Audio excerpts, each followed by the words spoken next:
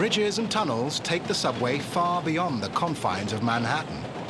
But with reach comes risk. The bigger the system, the more chances for failure. Risk looms within and without. The subway winds through New York neck and neck with water mains and power lines. A breakdown in another system can ripple into the subway. Above ground, track is vulnerable to the elements, sleet, snow, and the warping of summer heat. Below ground, the ever-present danger of flooding. Throughout the system, the unforeseen hazards of random accidents. Like a tumor unnoticed, an isolated problem can magnify into a malignant growth. In this vital organ, the best defense is early detection.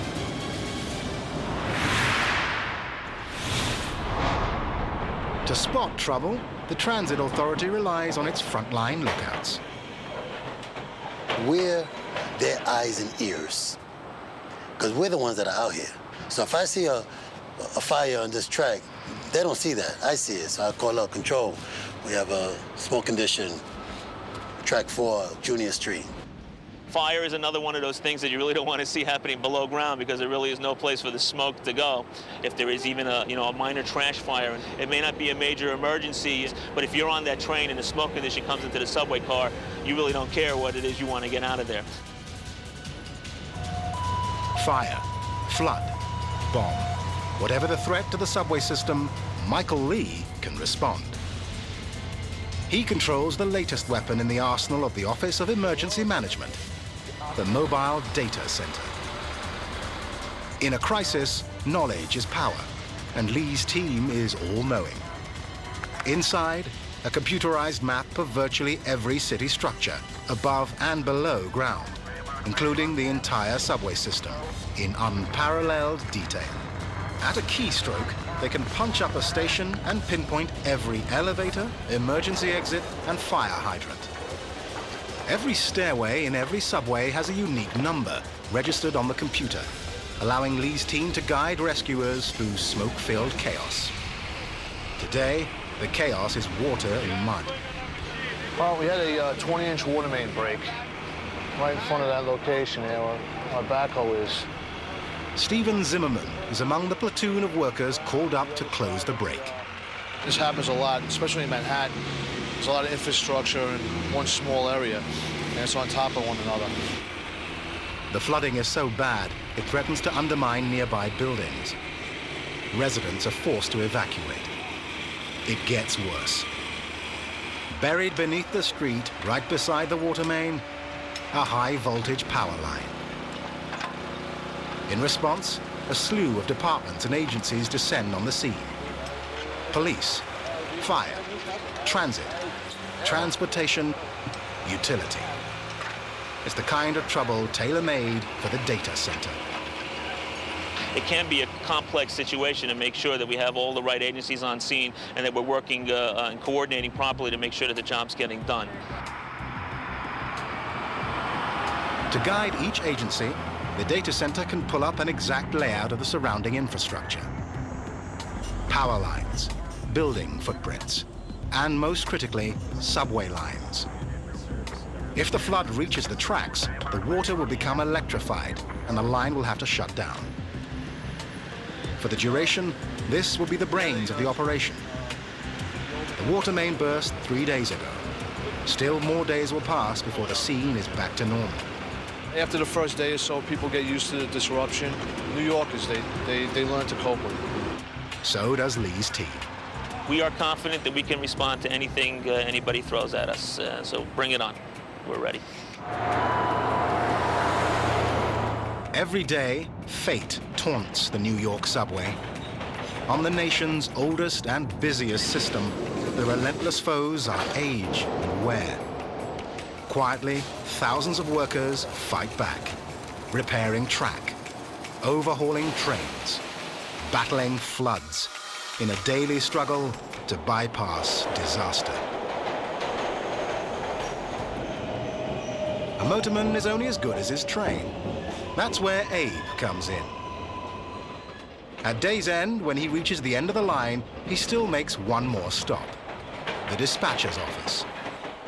I'm there in case a train comes in that's vandalized or dirty or it has mechanical difficulty. They'll say, hey, do me a favor, take that to the yard.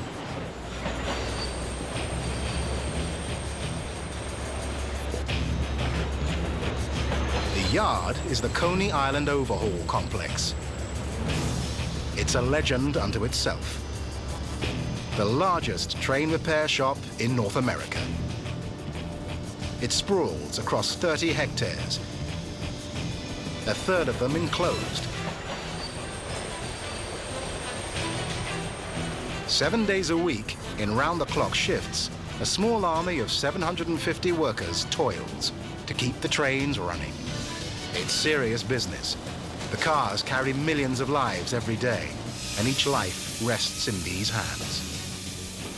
The transit system has 6,500 cars, the largest fleet in the world. Each year, the entire fleet logs 558 million kilometers, nearly 4 times the distance from the Earth to the Sun. Today's car, a self-propelled model of mass transit, the biggest and safest car ever to ride these rails.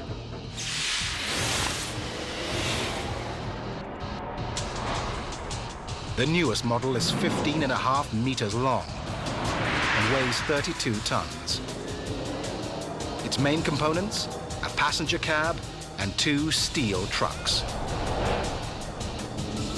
It draws power through 4 contact shoes, 2 on each side, but interconnected.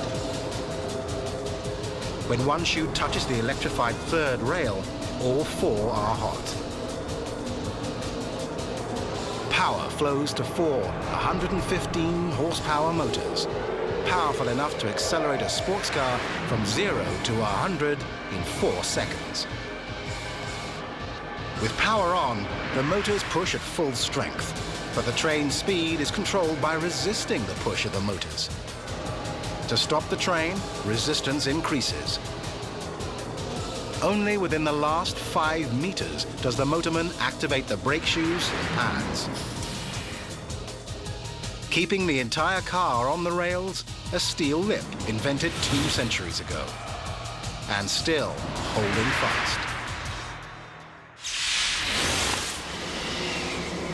From the wheels to the roof, the Coney Island yard can repair every single part.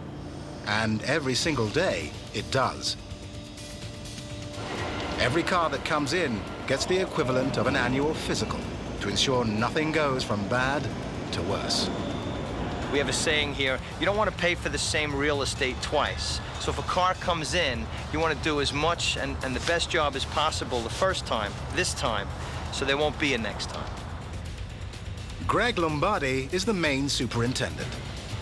He runs his shop like a giant toy, a $1 billion toy. I always told everybody it's like having my own personal train set. When things, unexpected breakdowns occur, we go out and we troubleshoot.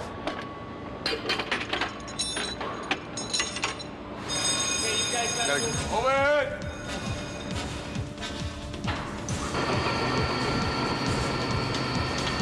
The shop's workhorses are 4 30-ton cranes, indispensable for moving a car from one workstation to another. Ready? Hold!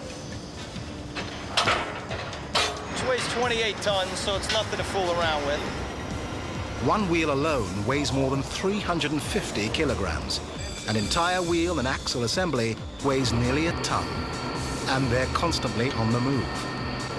They can do anything, from repairing a single part to rebuilding an entire car. Frame, motors, gears, axles, wheels, brakes, all within 40 hours. When they take a car apart for a major overhaul, the shop works like a race driver's pit crew, all at once. But the scale is bigger, the stakes higher. While one crew repairs axles, another replaces brake shoes. The goal? Get the cars in and out as fast as possible. When the mechanical crews finish, the cosmeticians take over. Coney Island washes these cars more often than most people wash their own. Every week, 1,000 cars pass through one of the world's biggest car washes. Back in the day when graffiti would plague the fleet, we'd have to run them through a lot more. That was when the cars were painted. Nowadays, as you can see, they're stainless steel, easy to clean, easy to maintain, no painting required. So let this one come in, little dull, and they'll come out nice and shiny. Shiny and safe. The goal of New York itself.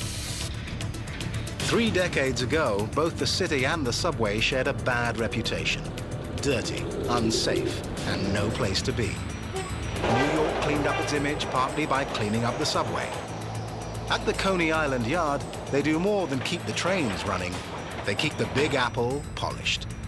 No job too small, no job too big, lifetime guarantee.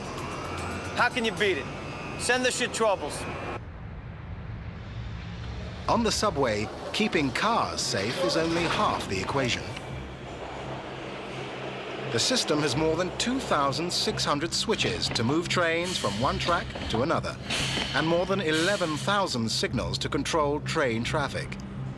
The equipment is older than most New Yorkers. Much of it was installed before 1940. Altogether, more than 13,000 chances for something to go fatally wrong. New York can't take that chance. To sidetrack a catastrophe, maintenance workers go looking for trouble every day. To find it, the crew themselves must venture into harm's way. They work in a black hole, beside live rails, with trains bearing down just centimeters away.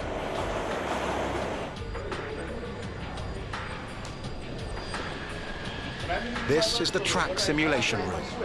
46 meters of subway, recreated down to the last wire, tie, and bolt. The only difference, these rails are lifeless. In the field, they carry a lethal dose of electricity, 600 volts.